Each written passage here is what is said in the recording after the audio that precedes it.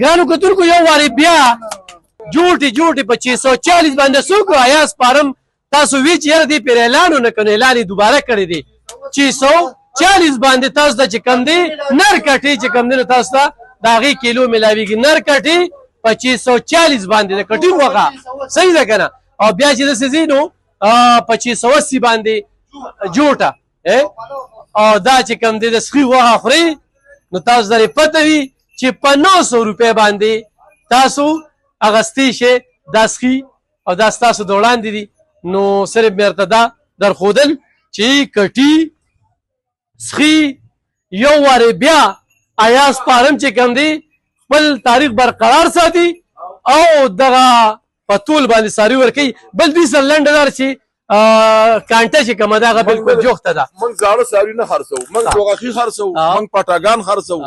موږ صفا سوتره ساربه څاروي خرڅوو مایان بالکل په ذمهواره دارې خبرې د غاښونو په ذمهواره سربو په ذمهواره دروغو په ذمهواره او په ګیټ باندې دغه بارې نه دی ذمهوار بابا وایي نه یم ذمهوار ایاز خان نمبر ورته ووایه خپلې له راشه په دې موبایل نمبر یې ورته دلته کې ووایه 0315 96 711 او 0311 811 35 37 دا د ما نمبر دی خو په 15 پیله رابطه کوي ګدانی بیا په دې کوي 15 باندې ګرانو کتونکو زه په ایاز باندې نورې خبرې نه کوم ځکه چې د خپل روایت برقرار څه په لومړي ځل باندې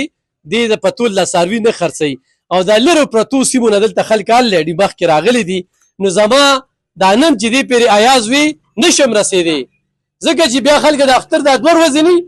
بیا دغه کې هم تنګوي نو غواړي 2 ورځې بالکل څاروي نه خرڅوي مخکې راشي خو ما ورته لکه خلک تپوس کوي نو خلکو ته خو زما اډرس معلوم دی او خو مسلسل خلک روان دي په ګیټ باندې ته وګورئ په ګیټ باندې دا ملګري چې راغلي هغه ځای کې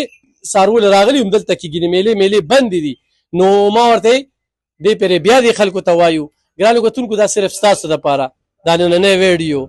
په تاسو په دغه نمبرو باندې رابطه کولی شئ ایاز تاسو له جوټې درکوي ورسره چې کوم دی نر کټي بیل قیمت دی ښه د ښځې کټي بیل قیمت دی 640 680 او 900 د سخي ښه دا ستاسو د وړاندې دي نو بالکل په دې نمبر رابطه وکړئ اختر له تاسو څاروي اخلئ